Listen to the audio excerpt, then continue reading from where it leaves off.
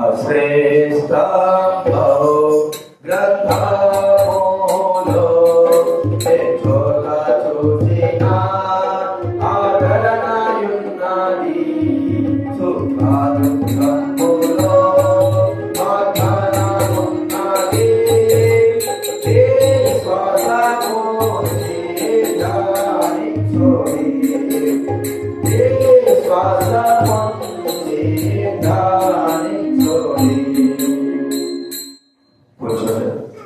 ప్రార్థన చేసుకుందాము. ప్రేమగల తండ్రి, కరుణ కలిగిన దేవా, జీవం కలిగిన తండ్రి, ప్రభువా డిసెంబర్ మాసం 3వ ఆదివారం దినంలో మమ్మల్ని అందరూ కూడా మీరు చేసినందుకు మీకు కృతజ్ఞత చెల్లిస్తా ఉంటున్నాం. ప్రభువా మీ వాక్యము మా పాదములకు దీపము, మా తోడు వెలుగుని మీరు చదివించిన మాటను బట్టి స్తోత్రాలు. దేవుని వాక్యం మీ వాక్యం ద్వారా మాతో మాట్లాడు, మీ స్వరం పెంపచేయి, మీ మాటలు దయచేయండి. మీ కృపను కోరుకుంటున్నాం, మీరే కనికరించవలసిన చేస్తుంటున్నాం. జీవం కలిగిన దేవా, దయగలిగిన దేవా, లోకరక్షకుడైన తండ్రి, మీకు కృతజ్ఞతాపూర్వక స్తుతులు స్తోత్రములు చెల్లిస్తున్నాము. రావాల్సిన తీసుకురండి, సరైన సమయంలో ప్రభావం బిడ్డలు రాగలడానికి భయభక్తులు దయచేయండి, కలిగించండి, సహాయం చేయండి. మీకు కృతజ్ఞతాపూర్వక మౌనములు చెల్లిస్తూ మహిమ ఘనత స్థితి ప్రభావాలు ఆరోపిస్తూ ఆడడం ద్వారా మీరు మహిమ పొందారు. అదే ప్రకారం వాక్యం ద్వారా మీరు మహిమ పొందలు స్మరణ చేస్తూ వాక్యానుసారంగా ప్రభావ మేము స్థుతించి గణపతులకు సహాయం చేయవలసిందిగా యేసు నామమున ప్రార్థించుచున్నాము తండ్రి. దేవుని వాక్యంలో నుండి మనము ఆరాధనకు ప్రవేశించినందుకు మనం ఎప్పుడు చూసుకునేదంటే ఈ సంవత్సరం యొక్క దైవికమైన మాట మనము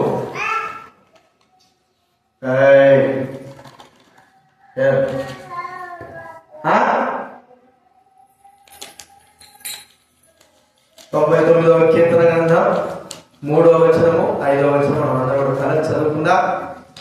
కీర్తన గ్రంథం 99వ అధ్యాయం 3వ వచనం 5వ వచనం మనం అందరూ కూడా కలిసి చదువు. బైబిల్ ఉన్న అధ్యాయం పిల్లలకు బైబిల్ పక్కన చూపించండి. బైబిల్ మధ్యలో నుంచి 504 పేజీ. బైబిల్లో గీయతో పిల్లల మీదే బైబిల్ గీతలు గీయదు, రాష్ట్రం పక్క రాష్ట్రం కానీ గీతలు మాత్రం గీయదు. తీసుకో, ముందు పెట్టుకో, బైబిల్ ముందు పెట్టుకో, నీ ఫ్రెండ్ పెట్టుకో, ముందు పెట్టుకో, నువ్వే ముందు పెట్టుకో, అది ముందు పెట్టుకోండి, అట్లా పెట్టుకోవాలి. బైబిల్ మధ్యలో నుంచి 504వ పేజీ 99వ అధ్యాయం 3వ వచనం 5వ వచనం అందరం చదువుకున్నాం. దైవ గ్రంథం ఉన్న వాళ్ళందరూ కూడా చదువువచ్చిన వారందరూ కూడా చదవండి, లేని వారు రాని వారు చూపించారు. భయంకరమైన నీ గొప్ప నామమును వారు స్తుతించరు. యెహోవా పరిశుద్ధుడు. మన దేవుడైన యెహోవాను గణపరచుడి, ఆయన పాదపీఠ మీద సాగిలపడుడి. ఆయన పరిశుద్ధుడు. కాబట్టి దేవుడి పరిశుద్ధతను మనము ఇన్ని దినాలుగా ఈ సంవత్సరం అంతా కూడా ధ్యానించి గణపరిచి మహిమపరుస్తూ వచ్చారు. ఆయన పరిశుద్ధత ఎంత గొప్పది అనేది మనము చూస్తూ వచ్చాము. ఆ పరిశుద్ధతను మనము మరోసారి గుర్తించుకోవాలి. పిల్లలకి బయట లేకపోతే వేస్ట్, మీకు బయట ఉన్నట్టు అనిపిస్తారు. ఒక తప్పు అయితే వాళ్ళు మాట్లాడతారు. ఎవరైనా సరే భయభక్తులు ఇక్కడ చూస్తారంటే దేవుడు తన యొక్క గొప్పతనాన్ని, పరిశుద్ధతను ప్రజలందరూ కూడా తెలుసుకునేటట్లుగా ఆయన తన గురించి, ఆయన చేసిన కార్యాల గురించి దైవవాక్యంలో మనకు వ్రాయించి పెట్టాడు. ఆయన ఏమి చేసినా తన పరిశుద్ధతను బయలుపరిచేవాడుగా మనం చూస్తున్నాం. అంటే పరిశుద్ధుడైన దేవుడు అని అందరూ తెలుసుకోవాలి అన్నట్లుగా ఆయన తన పరిశుద్ధతను బయలుపరిచేవాడు. చూడండి, ఒక మాట ఉంది, సంఖ్యాకాండం 20వ అధ్యాయం. సంఖ్యాకాండం 20వ అధ్యాయం బైబిల్ ముందు నుంచి 128 పేజీ నెంబర్ 128 బైబిల్ ముందు నుంచి 20వ అధ్యాయం. సంఖ్యాకాండం 20వ అధ్యాయము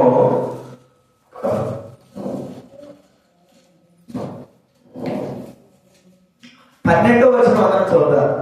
సంఖ్యాకాండం 20వ అధ్యాయం 12వ వచనం అందరం కూడా చదువుతాం. 20వ అధ్యాయం 12వ వచనం బైబిల్ ముందు నుంచి 128వ పేజీ అందరం చదువుతాం. అప్పుడు యెహోవా మోషే అహరోనుతో, మీరు ఇశ్రాయేలు కన్నుల ఎదుట నా పరిశుద్ధతను సన్మానించినట్లు నన్ను నమ్ముకొనకపోదు కనుక ఈ సమాజం నేను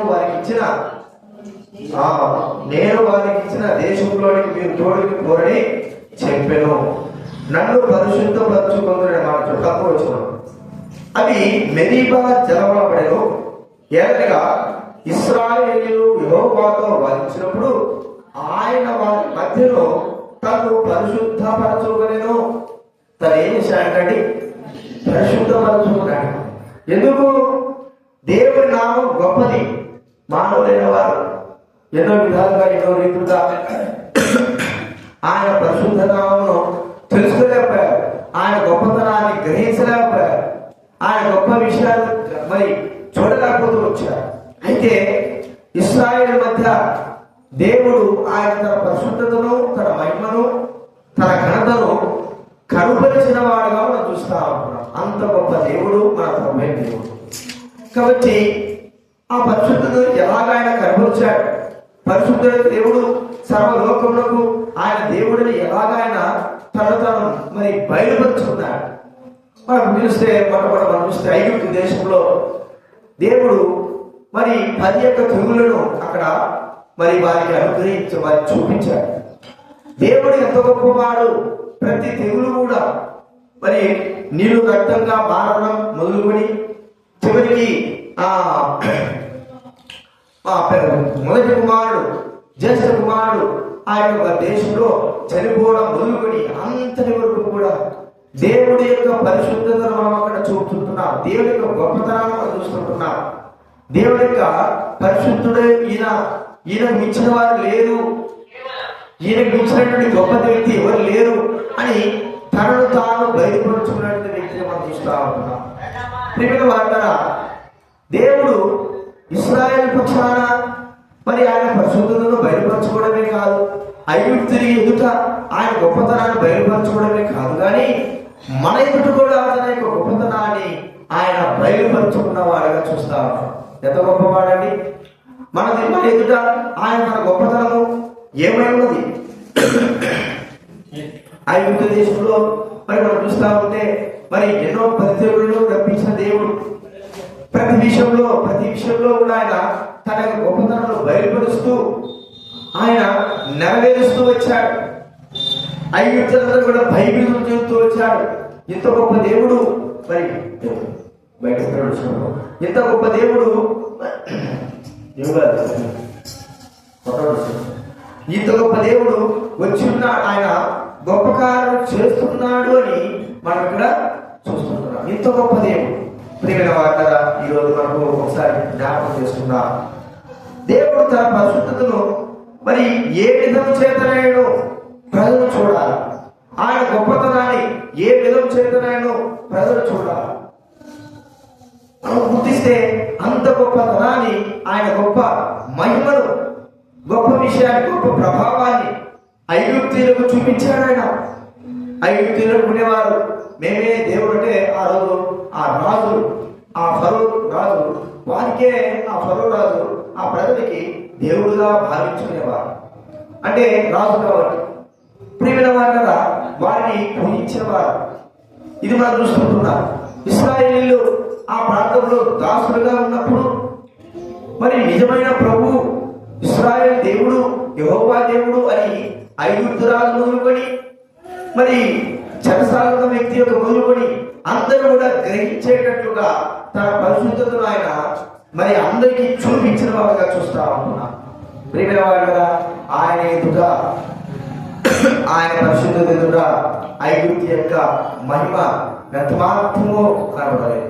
ఐగుప్తు యొక్క గొప్పతనం ఎంత మాత్రం కనబడలేదు. ఐగుప్తు యొక్క మరి సైన్యం ఎంత మాత్రం కూడా ఏమీ చేయలేకపోయింది. కారణం ఏంటంటే దేవుని యొక్క పరిశుద్ధతను దేవుడు అనుగ్రహించి ఉన్నాడు మనం చూస్తా ఉంటున్నాం. ఇది మన జీవితంలో కూడా దేవుడు ఎన్నో పరిశుద్ధమైన కార్యాలు, తన మహిమను బయలుపరిచిన వాడుగా చూస్తా ఉంటున్నాం. ఐగుప్తులో నుంచి, ఐగుప్తు యొక్క బానిసత్వంలో నుంచి ఎలాగైతే బయటికి తీసుకొచ్చాడో ప్రభువైన దేవుడు వారికి ఎలాగైతే తన మహిమను చూపాడో, అలాగే మన జీవితంలో కూడా లోకంలో నుంచి మనం బయటికి తీసుకొచ్చాడు. లోకంలో నుంచి మనం బయటికి నడిపించిన వాడుగా మనం చూస్తూ ఉంటున్నాం. లోకం నుంచి మనం విడిపించిన వాడుగా చూస్తూ ఉంటున్నాం. తన కార్యములు జరిగించిన వాడుగా, తాను దేవుడు అనేటువంటి మైక్ ఉంటుంది, మైక్ దేవుడు అనేటువంటి మాటను మనం చూస్తూ ఉంటున్నాం. ఇది మనం గుర్తించుకుందాం. దేవుడు ఎంత గొప్పవాడండి. మన జీవితంలో ఆయన చేసిన కార్యం ఎంత గొప్పవి. మనల్ని రక్షించుకోవడము, మనల్ని కాపాడుకోవడం, మనల్ని భద్రపరచుకోవడము, ప్రియమైన వాళ్ళని అన్ని విధాలుగా ఆయన తన యొక్క పరిశుద్ధతను చూపుతూ, తన యొక్క రక్షణ మనకు అనుగ్రహిస్తూ, లోకంలో ఉన్న వారిని మరి కంటెను అత్యధికంగా మనల్ని కాపాడుతూ భద్రపరుస్తూ, ఐగుప్తుల చెరలో ఎలాగో ఉన్నామో సాతానిక చెరలో నుంచి మనల్ని విడిపించినాడు ఆ ప్రభువైన దేవుడు. మనం ఒకసారి గుర్తించుకోవాలి. అలాగే విడిపించి ఐగుప్తుల్ని ఐగుప్తులతో చుట్టూ ఎలాగైతే తన దూతను కావలించున్నాడో, ఐగుప్తులకి మరి భద్రపరుస్తున్నాడు, ఐగుప్తులకి తోడుగా ఉన్నాడు. అంటే ఇశ్రాయేలుకు తోడుగా ఉంటూ వచ్చాడు, ఐగుప్తులందరినీ కూడా నశింపజేస్తూ వచ్చాడు. ప్రియమైన వారులారా, ఒక్కసారి మనం గుర్తించుకుందాం. దేవుడు మనకు తోడై ఉన్నాడు. మన బాధల్లో, మన శ్రమల్లో, మన కష్టాల్లో దేవుడు మనకు తోడై ఉన్నాడు. మనకు ఆయన విడిపించిన దేవుడు. ఐగుప్తు నుంచి మనం విడిపించినట్లుగా ప్రియమైన వారులారా, సాతాను నుంచి, లోకం నుంచి, పాపం నుంచి, అన్నిటి నుంచి మనల్ని బంధ విముక్తులు చేసి, తన కార్యములు చూపించి, తన మహిమను చూపించి, మనల్ని స్వతంత్రులుగా చేసి, క్రీస్తు స్వతంత్రులుగా మనం ఉంచినాడు ఆ ప్రభువైన దేవుడు. మనం ఒక్కసారి జ్ఞాపకం చేసుకుందాం. ఆయన చేసిన కార్యములు ఎంతో గొప్ప. ఐగుప్తు దేశంలో కార్యములు ఇప్పుడు కూడా మర్చిపోవడానికి వీల్లేదు. ఐగుప్తు దేశం కూడా మర్చిపోలేదు, ఇశ్రాయేల్ దేశం కూడా మర్చిపోలేదు. సర్వలోక ప్రపంచం కూడా దేవుడు ఐగుప్తు దేశంలో చేసిన కార్యములు మర్చిపోలేనివి. అంత గొప్ప కార్యములు అక్కడ చేసి ఇశ్రాయేల్ని విడిపించినాడు ఆ ప్రభువైన దేవుడు. తన పరిశుద్ధతను అక్కడ బయలుపరిచినాడు. మన జీవితంలో కూడా అంత గొప్ప పరిశుద్ధతను బయలుపరిచి సమస్తముల నుంచి మనం విడిపించి విమోచింపబడిన వారుగా మనం చేసి మనల్ని స్వతంత్రులుగా చేసినాడు. ఏదైనా స్వతంత్రులుగా ఉండి మనం ఉన్నామంటే గొప్ప విషయం. కారణము దేవుడు తన గొప్పతనము ద్వారా, తన పరిశుద్ధత ద్వారా మనల్ని విమోచించాలని గుర్తించుకోవాలి. ఇది మొట్టమొదటి చూస్తుంటున్నాం. రెండవది మనం చూస్తూ ఉంటే ఆయన తన గొప్పతనాన్ని, తన పరిశుద్ధతను ఐగుప్తులు ఎలాగో చూడగలుగుతూ వచ్చారంటే, ఇశ్రాయేల్ అందరూ కూడా బయలుదేరి వెళ్ళారు. ఎర్ర సముద్రం వచ్చింది, మనకు తెలుసు. నిర్గమాకాండంలో 14వ అధ్యాయంలో ఎర్ర సముద్రం వారికి ఎదురైంది. ఎర్ర సముద్రం ఎదురైనప్పుడు ప్రియమైన వాళ్ళ ఎర్ర సముద్రము ఎదురుంది. వెనక చూస్తే ఆ ఫరో సైన్యం వస్తా ఉంది. దేవుడు తన పరిశుద్ధత గొప్పతనాన్ని అక్కడ బయలుపరుస్తూ వచ్చాడు. ప్రియమైన వాళ్ళ ఇది ఎప్పుడు కూడా చరిత్రలో కూడా జరగనటువంటి విషయం. ఆయన రాత్రంతా కూడా గాలిని రప్పించి అక్కడ ఏం చేశాడంటే మనకు తెలిసింది, సముద్రాన్ని పాయలుగా చీల్చిన వేసిన వాడిని చూస్తుంటున్నాం. 6 లక్షల కంటే అత్యధికమైన జనాభా ఒక్కసారిగా ఆ సముద్రంలో నడుచుకుంటూ, ఆరిన నేలపైన నడుచుకుంటూ వెళ్తూ వచ్చారు. ఐగుప్తులందరూ కూడా కల్లారా ఆ యొక్క గొప్ప కార్యాన్ని చూస్తూ వచ్చారు. మరి వారు ఎంత మాత్రం కూడా ఒక్క అడుగు కూడా ముందు వేయకోకుండా అగ్ని స్తంభం ద్వారా దేవుడు వారిని ఆపుతూ వచ్చాడు ఐగుప్తుల్ని. ఆ సమయంలో ఇశ్రాయేల్ అందరూ కూడా ఆ ఎర్ర సముద్రం దాటుతూ వచ్చారు. ప్రియమైన వాళ్ళదా, ఇశ్రాయేల్ కన్నులెదుట, ఐగుప్తుల కన్నులెదుట తాను బయలుపరుచుకున్నాడు. ఎర్ర సముద్రాన్ని చీల్చివేసినాడు, ఇశ్రాయేల్ నడిపించినాడు. ఇది మనకు గుర్తు చేస్తా ఉంది, దేవుని యొక్క గొప్పతనాన్ని గుర్తు చేస్తా ఉంది. మన జీవితంలో, మన పరిస్థితుల్లో, మనం జీవించిన విధానంలో మనకి ఎన్నో విషయాలు, కష్టాలు, ఎర్ర సముద్రం లాంటి కష్టాలు, బాధలు, సమస్యలు ముందు వెనక ఆవరించున్నప్పుడు దేవుడు ఎంతగా మనకు సహాయపడ్డాడంటే, ఎర్ర సముద్రాన్ని చీల్చిన రీతిలో మన సమస్యలన్నింటినీ కూడా సునాయాసంగా వాటిని తొలగించిన వాడుగా చూస్తుంటున్నాం. చుట్టూ మన శత్రువులకి వారు మరి ఆ యొక్క ఆవరించున్నప్పుడు దేవుడు ఎలాగ మనల్ని తప్పించినాడు, ఎలాగ మనల్ని విడిపించినాడు, ఎలాగ మనకు సహాయం చేసినాడు, సహాయకుడైన దేవుడు ఎలాగ మనల్ని సహాయం చేశాడనేది మనం ఒకసారి గుర్తించాలి. కాబట్టి ఎర్ర సముద్రాన్ని చీల్చిన దేవుడు, ఐగుప్తుని ఆపిన దేవుడు, తన మహిమను బయలుపరిచిన దేవుడు మన జీవితంలో కూడా ఎర్ర సముద్రం లాంటి సమస్యలన్నిటిని కూడా తొలగించిన వాడు, ఐగుప్తు లాంటి కఠినమైనటువంటి శిక్ష నుంచి విడిపించిన వాడు, ముందు వెనక ఆవరించిన ఇబ్బందులన్నింటిని కూడా విడిపించిన వాడు ప్రభువైన దేవుడు మాత్రమే. ప్రియమైన వాళ్ళరా, అందుకే మనం ప్రభువును స్తుతించాలి, ఆయన పరిశుద్ధతను కనపరచాలి, ఆయన పరిశుద్ధతను మహింపరచాలి. పరిశుద్ధుడైన దేవుడు మనకు కలిగించిన విమోచన, విడుదల, సమస్యల పరిష్కారము, అన్నిటిని కూడా ఇరుకుల ఇబ్బందుల్లో నుంచి విడుదల, ఇవన్నీ కూడా కేవలము యేసుక్రీస్తు వారు మనకు అనుగ్రహించున్నాడో మనం గుర్తించుకుంటున్నాం. కాబట్టి ఆ పరిశుద్ధుడైన దేవుడు తనను తాను మహింపరుచుకుంటున్నాడు మన జీవితాల్లో. మనకు అవన్నీ గుర్తించుకోవాలి, గ్రహింపగలిగి ఉండాలి, ప్రభును స్తుతించాలి. ప్రభువా, ఇరుకులో, ఇబ్బందులో, కష్టాల్లో, మరి శ్రమలలో నేను ఉన్నప్పుడు మరి అవన్నీ కూడా ఎర్ర సముద్రం లాగా నా ముందు వెనక ఐగుప్తుల వలె ముందు వెనక ఆవరించున్నప్పుడు నీవే వాటన్నింటినీ తొలగించిన దేవుడవు, తీసివేసిన దేవుడవు, సునాయాసంగా వాటన్నింటినీ తీసివేశావు.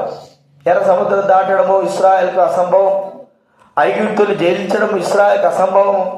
దేవుడే ఆ యొక్క జయమును కలగజేసినాడు, దేవుడే మరి జయవంతంగా అనుగ్రహించాడు. మనం చూస్తూ ఉంటున్నాం మన సమస్యలు, మన బాధలు, మన కష్టాలు, ఇవన్నీ కూడా ఒకసారి మనం గుర్తిస్తే ఎలాంటివంటే కోట గోడలు లాంటివి. ఈ కోట గోడలు లాంటివి మనము తీసివేసుకోలేము. ఈ కోట గోడలు లాంటివి మనము మరి ఎంత మాత్రం కూడా మరి వాటిని తొలగించుకోలేము, మన వల్ల కాదు.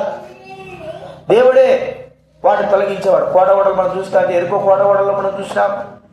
జయించాలంటే ఆ యొక్క కోట గోడలు బద్దలు కొట్టుకుని వెళ్ళాలి. అవి అంత బద్దలు కొట్టడం అంత తేలికైన విషయం కాదు. కత్తులతో మరి ఈటలతో పడిపోయేవి కావవి. ప్రియమైన వాళ్ళరా, సమస్య ఎలాగుందంటే గట్టి సమస్య, ఏనుగుల చేత కూడా ఆ యొక్క గోడలు పడగొట్టలేము. ఇత్తడి తలుపులు, ఇనుప గడియలు విరగొట్టబడలేవు. అయితే దేవుడే ఆ కార్యములు జరిగించాలా. ఇత్తడి తలుపులు, ఈ యొక్క ఎరుకో గోడలు, ఎర్ర సముద్రము, ఐగుప్తు దేశం, ఐగుప్తు సైన్యము, ఇవన్నీ ఏంటంటే మనకు ముందు వెనక ఆవరించినటువంటి శ్రమలు, కఠినమైన శ్రమలు. వీటిలో నుంచి విడిపించుకోలేము, బయటికి వెళ్ళలేము, రాలేము. అయితే వీటిని విడిపించేవాడు, వీటిని జయమిచ్చేవాడు, వీటిని తొలగించేవాడు, వీటిని తీసివేసేవాడు కేవలం ప్రభువైన యేసుక్రీస్తు వారు మాత్రమే. ఆయనే వీటన్నింటికి పరిష్కారం జరిగించిన వాడు. కాబట్టి ప్రభువును మనం స్తుతించాలి. ప్రభువా, నీ పరిశుద్ధతను బట్టియే, నీ గొప్పతనం బట్టియే వీటన్నిటిని కూడా మీరు మిమ్మల్ని మీరు మహింపరుచుకున్నారు. మీరు గొప్ప దేవుడిని గుర్తింపు చేసుకున్నారు. ఇశ్రాయేలు, ఐగుప్తీయులు ఎర్ర సముద్రం చూడంగానే వీరి దేవుడు గొప్ప దేవుడు. ప్రియమైన వాళ్ళరా, ఎన్నో విషయాల్లో అన్యజనులైన వారు వీరి దేవుడు గొప్ప దేవుడు, ఎరుగో ప్రాంతంలో ఉన్న వారందరూ కూడా వీరి దేవుడు గొప్ప దేవుడు, వీరి నుంచి విడిపించేవారెవరు అనేటువంటి పేరు, గొప్ప పేరు ప్రభువైన దేవునికి కలిగి ఉన్నది. మన జీవిత విషయంలో, మన సమస్య విషయంలో అన్నింటిని కూడా తొలగించేవాడు ప్రభువైన దేవుడే. కాబట్టి ఆ ప్రభువైన దేవుని మనము ఆరాధించాలి. మూడోది మనం చూస్తూ ఉంటే ఇక్కడ దేవుడు అనునిత్యము తన పరిశుద్ధతను బయలుపరిచి ఆ దినాల్లో 40 సంవత్సరాలు ఆ ఇశ్రాయేలుని ఎలాగ పోషించాడో మనకందరికి కూడా తెలుసు. 40 సంవత్సరాలు వారికి ఆహారం ఇచ్చాడు.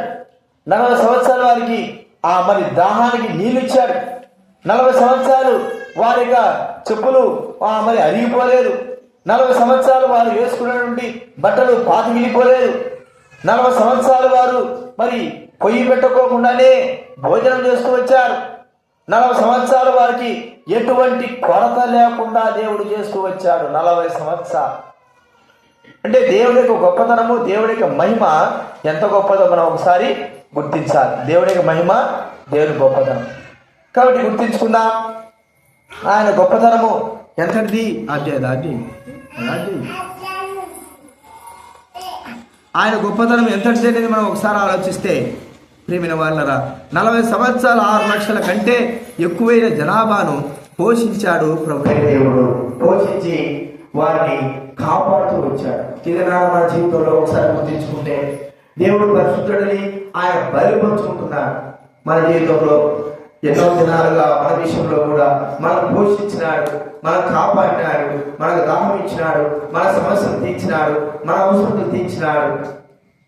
ఆ ప్రభువైన దేవుడే మనం లేకపోతే మనం ఏమైపోయేవారమో, ఎలా ఉండేవారమో. ప్రియమైన వాళ్ళ, ఇది మనకు సర్వ సమృద్ధితో నింపుతున్నాడు. మనకు అవసరము లేకపోతే మనకి ఏది కూడా అవసరం లేదు అన్నట్టుగా కాకుండా అన్ని కూడా అవసరాలు తీర్చివేశాడు. మనకు సహాయం చేసేవాడు దేవుడే. కాబట్టి తన పరిశుద్ధతను ఈ విధంగా, తన గొప్పతనాన్ని ఈ విధంగా ఆయన బయలుపరుస్తుంటే, దేవుడు ఉండగా మాకు ఏమి కూడా అవసరమో లేదు. ఒకసారి మరి పక్షి గురించి చెప్పిన మాట ఏంటంటే, ఒక పెద్ద మరి ఆస్తిపరుడు వ్యక్తి ఆయన పక్షి గారి పరిచయం చూసి మరి ఎంతో గొప్పగా ప్రోత్సాహపడి ఏం చేశాడంటే, ఒక చెక్కులో మరి ఒక చెక్కు రాసి సంతకం చేసి ఇచ్చాడు. అయ్యా, నీవు ఎంతో సేవ చేస్తున్నావు, ఇంత పరిచయం చేస్తున్నావు, ఇదిగో ఈ చెక్కులో నాకు ఎంతో ఆస్తుంది, ఎంతో ఆస్తుంది, నీకు ఎంత కావాలంత రాసుకో, నీ ఇష్టం వచ్చినంత రాసుకో. అలా కొన్ని చెక్కులు కూడా వచ్చాయి. ప్రేమ వాళ్ళ ప్రభువు యొక్క గొప్పతనాన్ని ఎలాగ కనపరిచాడంటే, అది మళ్ళా ఆ చెక్కులు ఆయనకి తిరిగి అదే ప్రాంతానికి తిరిగి పంపించాడు. ఏమంటే, మా ఇండియాలో ఉన్న దేవుడు, మా ప్రభువుని యేసుక్రీస్తు వారు అందరికంటే గొప్పవాడు, మా ప్రతి అవసరం తీరుస్తున్నాడు, మాకేమీ కొరవలేదు, ఏ కొరవ లేదు. చూడండి ఎంతగా ఆ ప్రభువుని దేవుని తన గర్వపరుచుకుంటున్నాడు, ఏ కొరవ లేకపోకుండా చేసినాడు. పక్షుల యొక్క పరిచయలో, ఆయన సేవా జీవిత యాత్రలో, సంఘాలలో ఏ కొరవ లేకపోకుండా అన్ని విషయాలు కూడా సహాయపడుతున్నాడు. ఇశ్రాయేలుకి ఎలాగైతే అన్న ఇచ్చాడు, భోజనం ఇచ్చాడు, నీళ్ళు ఇచ్చాడు, వారి అవసరాల కొరకై మాంసాన్ని ఇచ్చాడు, ఇవి శక్తి సంబంధంగా ఎటువంటి కొరవ లేకుండా చేస్తూ వచ్చాడు. మరి బట్టలే కానీ చెప్పులే కానీ అరిగిపోకుండా చేస్తూ వచ్చాడు. వారికి ఎండ దెబ్బని కూడా లేకుండా చేస్తూ వచ్చాడు. ఎండ కూడా పడలేదు. ఉదయం అంతా మేఘస్తంభము, రాత్రితో కూడా అగ్నిస్తంభంతో వచ్చాడు. ఏ కొదవ లేకోకుండా జీవించినారు. మన జీవితంలో కూడా అలాంటిదే జరిగింది. ఏ కొదవ లేకుండా దేవుడు మనల్ని కాపాడుతున్నాడు, అవసరం తీస్తున్నాడు. అందును బట్టి ప్రభువును మనం స్తుతించి కనపరచాలి. చివరిగా మనం చూస్తామంటే, ఇశ్రాయేలుకి దేవుడు తన పరిశుద్ధత ఎలాగ బయలుపరుచున్నాడంటే, మరి ఇశ్రాయేలు ఏ రాజ్యం కూడా నిలవకుండా చేస్తూ వచ్చాడు. చిన్నదే కానీ పెద్దదే కానీ కదా. ఓ దేశము, సీదోను దేశము, అక్కడున్న రాజులు, గొప్ప గొప్ప రాజులు, 40 ప్రాంతాలు కలిగిన గొప్ప గొప్ప రాజులు, వారు మరి ఇశ్రాయేలు నిలవలేకపోయినారు, ఇశ్రాయేలు ఉండలేకపోయినారు. జయ జీవితం ఆయన తన పరిశుద్ధతను బయలుపరిచి, ఆయన పరిశుద్ధుడిని, ఇశ్రాయేలు దేవుడు పరిశుద్ధుడిని బయలుపరుచుకొని ఏ మానవుడు కూడా ఆ ఇశ్రాయేలు నిలవలేకపోయినారు. బైబిల్లో ఉంది, ఒక కుక్క కూడా తన నాలుగును ఆడించలేదు, ఎవరు కూడా ధైర్యం చాలేదు, ఇశ్రాయేలుకు వ్యతిరేకంగా మాట్లాడడానికి ధైర్యం చాలేదు. అంటే శత్రువులను సంహారం చేసినాడు ప్రభువైన దేవుడు. కదా. మన విషయంకి వస్తే మన శత్రువు ఎవరు? సాతాను ఎలా సంహారం చేశాడు ఆయన. ఇశ్రాయేలీయులు మరి అందరూ కూడా కలిసి వేరే దేశంలోకి వెళ్ళినా కూడా వాళ్ళు ఇతరులను జయించలేరు. దేవుడే వారికి జయజీతం ఇచ్చినాడు, దేవుడే వారికి జయజీతం ఇచ్చినాడు. మరి మన విషయమే మనం గమనిస్తే, మన శత్రువుని అపవాదిపైన మనం జయం పొందలేకపోయినాం. ప్రేమ కదా. మన కొరకై, మన విషయమై ప్రభువైన యేసుక్రీస్తు వారు ఈ లోకంలోకి వచ్చాడు. ఆయన మనకందరికి కూడా జయ జీవితాన్ని ఇచ్చినాడు. ఎలాగంటే మన కొరకే తన ప్రాణాన్ని అర్పించి మన కొరకే తన సర్వాన్ని అర్పించి రక్షకుడైన దేవుడు చనిపోయాడు. ఇది మనం అనుకుంటే చాలా మంది చాలాగా చనిపోయాడని అనుకుంటాం, కానీ అది విజయానికి సంకేతము. ఏ విజయము? మనం ఆలోచిస్తే మన పాప విషయమే విజయం, పాప క్షమాపణ విషయమే విజయం, పాపం నుంచి వచ్చేటువంటి శిక్ష నుంచి విజయము, ప్రియమైన వారు కదా మరణం నుంచి విజయము. యేసుక్రీస్తు వారి యొక్క మరణమే వీటన్నిటి విజయానికి కారణం. జయ జీవితం కలిగిన వాడు విజయవంతుడు. వీటన్నిటిని అనుభవించి మనం ఆలోచిస్తే పాప భారము భరించడం. చూడండి, మనం ఒక వ్యక్తి జయం పొందాడనుకో, అంటే జయం పొందాలనుకుంటే ఆ దినాల్లో ఏం చేస్తూ వచ్చారంటే బరువులు మోస్తూ వచ్చారనుకో. బరువులు ఒక 10 కిలోలు వచ్చాడు, ఒక 20 కిలోలు వచ్చాడు. ఒకటి ఏం చేశాడు, వాళ్ళకి అందరికి మరి 250 కిలోలు పెట్టారనుకో. 200 కిలోలు పెడితే ఎవరు కూడా ఎత్తలేరు, ఎవరు కూడా జయం పొందలేరు. అయితే ఎవరైనా సరే ఆ ఎత్తి మీద పెట్టుకుంటే జయం పొందినట్టు, అంటే బరువును మోయగలగడం, ఎంతైనా మోయొచ్చు అన్నట్లుగా. మరి యేసుక్రీస్తు వారి యొక్క జయం ఏమిటంటే పాప ప్రపంచం, ఈ లోక ప్రపంచంలో అందరి పాపాలు ఆయన పైన వేసేశారు. లేదు ఒక దేశ పాపాలు వేస్తే ఆయన నేను భరించలేనని కాదు. మీరు లోకంలో ఉన్న ఎంతమంది పాపాలైనా సరే నా పైన వేయండి, నేనేం చేస్తాను వాటిన్నింటినీ కూడా భరిస్తాను. ఎంత భారమైనా సరే, ఎంత పాప భారమైనా సరే నా పైన వేయండి, నేను భరిస్తాను. భరించినాడు, జయం పొందినాడు. అంత మాత్రం కాదు, లోకంలో ఉన్న పాపములందరి యొక్క పాపపు శిక్షను నేను భరిస్తాను. చూడండి, ఒక యొక్క శిక్షను భరించడానికి మన శరీరం సహకరించదే. మరి అలాంటప్పుడు మరి పాపములందరి యొక్క పాపాలకి శిక్ష భరించడం అంటే ఎంత గొప్ప సంగతి. శిక్షను భరించినాడు. ఎప్పుడు వరకు భరించినాడు? శిక్ష అంతా కూడా మానవ పాపం ఎంత వచ్చే శిక్ష అంతా కూడా తీరిపోయేంత వరకు కూడా భరించినాడు. సగం భరించేది కాదు, పాపపు శిక్ష అంతా కూడా సంపూర్ణంగా భరించేసినాడు. అంత మాత్రమే కాదు, మరి పాతాళంలోకి వెళ్ళి పాతాళం యొక్క వశంలో వెళ్ళిపోవాలి. పాపము అక్కడి వరకు కూడా మానవుడు తీసుకుని వెళ్ళి అక్కడ వెళ్ళిన తర్వాత మళ్ళా రావడం కష్టం. అయితే యేసుక్రీస్తు వారు పాతాళపు అంచు లోపలికి వెళ్ళిపోయి పాతాళాన్ని, మరణాన్ని జయించి తిరిగి 3వ దినాన్ని లేచి ఉంటున్నాడు. ఇది ఆయన యొక్క జయ జీవితమునకు కారణం. ప్రేమ వారు సంపూర్ణంగా చేశాడు. ఎవరి కొరకంటే మన కొరకే ఆ ప్రభువైన దేవుడు జయ జీవితంలో పొందినాడు. సాతాను ఇప్పుడు సాతాను ఏమైపోయింది? అపజయము పొందినాడు. సాతానికి తల చెరగబడింది. సాతాను ఓడిపోయిన వాడుగా ఉన్నాడు సాతాను. ఇప్పుడు ఆ జయంలో మనకు కూడా జయం ఏం చేశాడు ప్రభు?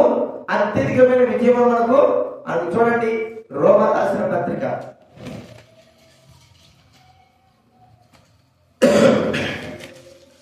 రోమిలికి రాసిన పత్రిక